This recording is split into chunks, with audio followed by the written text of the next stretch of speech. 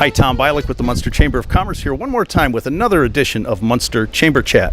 Today we're at the beautiful Wicker Park Social Center in Highland, Indiana, right here at Wicker Park, along with North Township Trustee Frank Mrvan. Frank, thanks so much for having us. Thank you for joining us at Wicker Park. Now, Frank, most people associate your office with the golf course, park, and of course the social center here, but there's a lot more to your office than what we see right here. Is that right? That is correct. We have, first and foremost, we have an office in Hammond, our main office. We have an office in East Chicago and an office in Hessville. So our main responsibility as a form of government is to give out poor relief or township assistance or emergency assistance, and we do that every day. And we have about 80 employees who are assessing and going through the guidelines and taking in clients, and we see between 10 and 15,000 clients a year. And we try and not only assist them with emergencies as far as shelter, NIPSCO, utilities, water, clothing, but we also use referrals. So our social networking as far as the other social services with the Jewish Federation of Northwest Indiana, Catholic Charities, Salvation Army, Greater Hammond, all those are working in unison every day to try and assist people to get sustainable.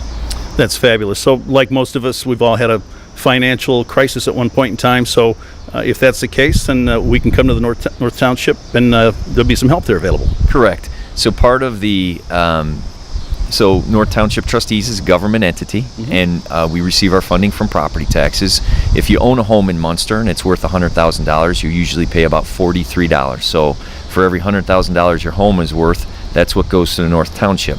So not only do we provide a safety net for individuals, and the greatest example, which is getting old now, but when the flood came to Munster in 2008, the North Township Trustee's office was in the forefront of the pioneering to be able to offer goods to people. So we knew from advance, from in the past where people were offering vouchers and gift cards, that didn't work, that people needed supplies, people needed clothing, they needed bleach, they needed the things that cleaned up their homes after the event. And so we worked with Westminster, we worked with the state of Indiana, and we were able to provide hundreds of thousands of dollars of goods for the people who flooded. So I think the people in Munster really learned the value of the North Township Trustees when it comes to emergency and disaster response when that happened, because we were on their doorsteps. So that's just one aspect of what we do on a daily basis. Now when you revert that back to the township assistance that we do for people who lost their job, who fall upon being ill or can't pay their medical bills, or can't pay their bills because of medical expenses, that's the same aspect. So we see about 15 to 20,000 cases of those a year. A lot of those we refer out to other social services that I mentioned, but the primary function of what we try and do, which is another aspect of the Township Trustee's office, is we try to get people to become sustainable. So someone needs a GED, we work with other programs that offer a GED free. Someone needs to be able to build a resume, we have building resume programs. We work with the state of Indiana, and every day we're trying to get people from point of being in an emergency situation to being sustainable, getting a job, having a career, and being able to be a good neighbor in our community. That's fabulous. Well, it's really nice to know that when people do get into that financial pinch, that the local government, in this case the trustee's office, is there to help. But there's a little bit of a different twist with what the township does versus standard entitlement programs. You want to talk about that a little bit? Sure. And what you're speaking to is our workfare program. So if someone receives assistance from us, there are obligations that they have to fulfill. Very often people have to work with the state of Indiana in Work 1, where they have to go and build resumes. They have to go and do job searches. They have to have them signed off on by Work 1 representatives saying they're spending the time doing that. If they don't put in those hours, then they can't come back. In a simple mathematical equation, if someone comes in and needs their NIPSCO bill paid to get their heat back on, and it's $200, and we provide a voucher for that to NIPSCO, then they have to work that off. They have to, for simple math, they owe us 20 hours. If they don't fulfill those 20 hours, say cleaning up leaves or cutting grass at Wicker Park, they are no longer eligible for relief from us. So we have held people accountable for what they're doing, and we have done that for the 14 years that I've been doing this, and it's called our Workfare program. So when you see people cutting grass at Wicker Park or at our cemetery, Oak Hill, or even some of the municipalities in Hammond and Whiting and Munster, in East Chicago, they go to parks, and Workfare also goes up and down the street and cleans and beautifies the neighborhood. So there's always a different way that you can hold people accountable to what they're doing, and that's something I feel good about. So there's an accountability factor, and I think that's terrific. Now, recently we had a change in ownership with the store right across the street here, Ultra. Actually, not a change of ownership, but closing the doors, and you're there on the spot to help out. Correct, and we've done this in the past. There actually was a railroad tank car company in East Chicago that went out of business probably about 4 or 5 years ago, and there were 400 people who lost their jobs pretty instantaneously in about a 2-week period of time. And we were able to bring light industry and industry who needed welders here, and we provided basically a job work fair for them. And so we're doing the same for Ultra and Ultra employees and for all. And so it's September 12th, and it's from 9 a.m. to 2 p.m. And we have People's Bank, we have Little Caesars, we have Aldi, we have Jewel, we have the retail industry locally who are looking for and need good employees. And what I realized, and the reason why I'm doing it is I live across the street from Ultra, and the low morale and the ability of being able to pick up on people losing their jobs that I know had the little signs that said worked here 12 years, and it just took one person to say to me when I was in there, I don't know what I'm going to do. I have a mortgage, I have a new car. And so it's my job to be able to put people's needs and their skills together with the employers and their needs. And that's why we belong to the chambers. And that's why Cindy Rivera and our other work developers are out there building those relationships. So we could say, hey, we have people who want to work, who are very capable, and they've showed up every day for 10 years. What can you do for them? And most employers are in search for those people.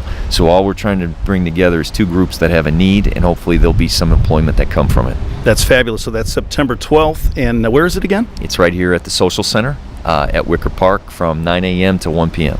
Very good. Now, I would be remiss if I didn't comment on the golf course here. It looks nicer than it's ever been. You lost a few trees out here. Correct, to the ash borer disease, but we worked with the state of Indiana with replacing them.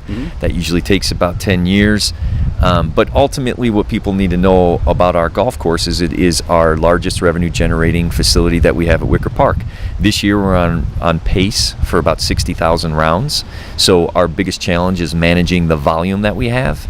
We've kept our rates affordable.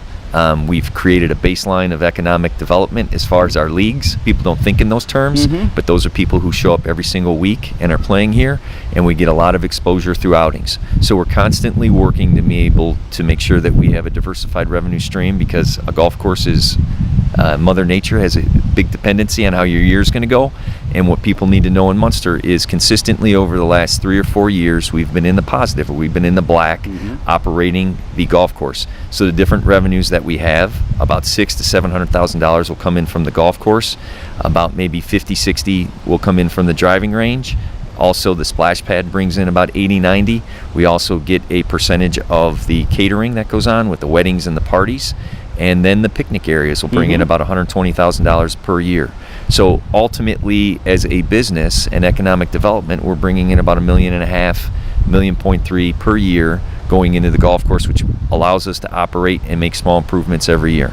Excellent. So a few more trees. So for those of us who normally hit the golf ball into the trees, we're not really complaining too much. That's but, right. But that's a chamber chat for another time. That is correct. What's next on the horizon for the North Township Trustee's office? Next on the horizon is we have a pretty big project going on with homeless veterans. And so we're working with the different veterans organizations, the VFWs, the DAVs, and the American Legions. And we're also working in conjunction with the East Chicago Housing Authority. So a lot of people are aware or unaware, but East Chicago is plagued with an environmental disaster that was man-made, and so the Calumet area was basically washed out. And so a lot of the housing authority homes that were there, that were put up structures, they're looking for different ways to help the community. So what we're doing is working in conjunction with the East Chicago Housing Authority to find a 4-unit that would be able to be for veterans who are homeless. And during the cycle of the year, we always run into veterans who become homeless. And what will separate us from other homeless shelters is this will be family oriented, and it'll also have veterans groups that will be able to do wraparound services, or the services provided for that veteran to be able to get on their feet and to get back to self-sufficiency. So all of those social services, along with regional mental health, ourselves, the veterans groups, the VA, we're going to be trying to put homeless veterans in a better position and be able to serve that community. Terrific. Now, if anybody wants any more information about applying for aid or the job fair, is there a number to call? There is. They can call one of two numbers. Our office number is 219-932-2530. They can go on our website, which is the North Township Trustees Office.com, or my personal cell, which is 219-746-5792. That's terrific. Well, Frank, you're definitely an asset to Northwest Indiana, the trustee's office, doing some great things here. Thank you so much for having us out. There you have it, some great things happening here at the North Township Trustee, right here at Wicker Park. Come on out, check it out, play some golf, enjoy the social center. A lot of amenities out here, plenty of summer left for the splash pad too. You can enjoy that. So come on out, give Frank a call. He'll give you a private tour, won't you, Frank? Of course, we'll do whatever it takes to have you come out. Once again, Tom Bialik with the Munster Chamber of Commerce. For more information about the Munster Chamber of Commerce, look up our website, munsterchamber.org, or give us a call at 219-836-5549. Tom Bialik, once again, signing off. We'll see you next time.